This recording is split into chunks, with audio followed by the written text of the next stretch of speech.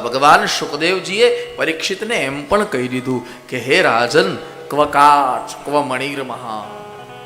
કાચનો ટુકડો અને મણિ બે અમૂલ્ય છે, दोनों अमूल्य है. कैसे? एक का कोई मूल्य देता नहीं है और एक का कोई मूल्य कर नहीं सकता. दोनों अमूल्य है. हाँ, क्वकाच, काच અને મણિ મહા. એવી જ રીતે સ્વર્ગામૃત અને કથામૃતમાં જ્યારે પસંદગી કરવાની આવી પરીક્ષિતે, અને પરીક્ષિતે શુકદેવજીને પૂછ્યું કે હવે તમે જ કહો કે હું સ્વર્ગામૃત પીવું કે કથામૃત પીવું. ત્યારે શુકદેવજીએ કહ્યું કે હે રાજન, આ જગતમાં સ્વર્ગામૃત પીવાથી તને સ્વર્ગ મળશે, અમરત્વ મળશે. હા, પણ અભયત્વ નહીં મળે. જરા જરા આપણે બધાએ સાથે મળીને વિચારવાની, તમને એક એક ચમચી અમૃત હમણાં પીવડાવું, પીશો? હા કે ના? હા કે ના? અમૃત પીવું છે? નથી પીવું? પીવું છે ને, સ્વર્ગ મળશે સાહેબ.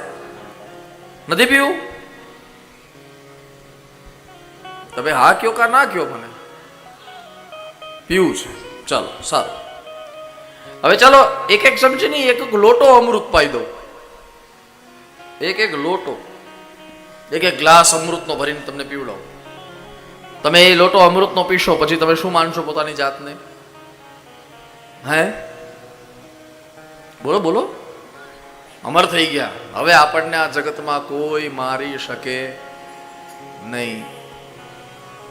હવે અહીંથી તમારા તરફ સાપ આવે, સાપ કાળો, તો ભાગશો નહીં ને? કે ભાગશો? કાળો સાપ તમારા પગને વીંટાઈ જાય તો આમ ઝાટકશો નહીં ને? ભલે રમતો, આપણને શું વાંધો છે? કે ભાગશો? ભાગી જશો ને?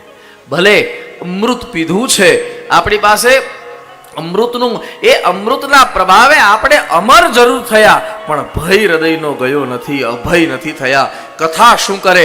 અમર નહીં કરે, માણસને અભય કર દેશે. બસ એ અભય દેને વાલી કથા હૈ. હા, એટલા માટે ગોપીઓ કહે છે તવ કથામૃતમ તપ્ત જીવનમ કવિ ભીડી રીડતમ કલ્મશાપહમ. હા, કલિકલ્મશ ને હરનારી આ કથા છે. કલિકલ્મશ એક શબ્દ છે ભાગવતમાં. તપેલાનું જીવન છે. જેના હૃદયમાં આગ લાગી છે, જેના હૃદયમાં આગ લાગી છે, એ કથામાં બેસે તુરંત શાંત થઈ જાય. તમે કહેતા હો તો એને પ્રમાણથી સિદ્ધ કરી આપું. લ્યો, મારી પાસે પ્રમાણ છે, મારી પાસે પ્રૂફ છે. તમે કહો તો સિદ્ધ કરી આપું. કેવી રીતે કરું? મારી યુવાન જે પેઢી બેઠી છે, યુવાન ભાઈ બહેનો જે બેઠા છે ને, એ તો વિશેષ સાંભળે. જે અત્યારે લોકો કથાનો વિરોધ કરે છે ને, કથામાં જવાનું શું જરૂર છે ને, આવું બધું કહે છે ને, મારા વાલા, એને તો ખાસ સાંભળવા જેવું છે કે અહીંયા બેસેલા તમામ શ્રોતાઓ જરા ધ્યાન આપજો. અહીંયા બેસેલા તમામ શ્રોતાઓ, આ કથા શરૂ થઈ 4 વાગ્યાથી લઈ અને અત્યારે 5:45 થયા. અત્યાર સુધી તમને તમારા કોઈ પણ દુઃખ યાદ આવ્યા? હે, તમારી કોઈ પણ પરેશાની તમને યાદ આવી અત્યાર સુધી? હા, હવે આવશે, મેં હપાવી એટલી. બાકી અત્યાર સુધી કેટલી બધા ટેન્શન છે આપણા પર.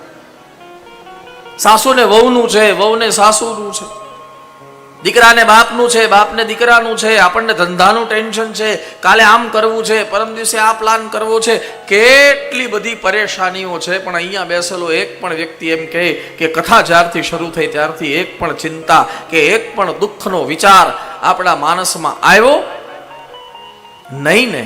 બસ એ દુઃખનો વિચાર ન આવે એનું જ નામ છે સુખ. એનું જ નામ છે સુખ. હા, મેં ગઈકાલે કે પરમ દિવસે એક શબ્દ વાપર્યો તો, તમને જો યાદ હોય તો, આ જગતમાં અંધકાર નામની કોઈ વસ્તુ છે જ નહીં. ના, જરા ધ્યાન આપજો. આ જગતમાં અંધકાર નામની કોઈ વસ્તુ નથી. તો આ અંધકાર છે શું? બોલે પ્રકાશનો અભાવ એ અંધકાર છે.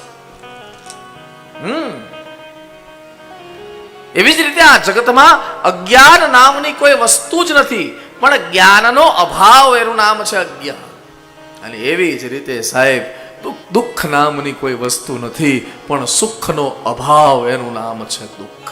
બસ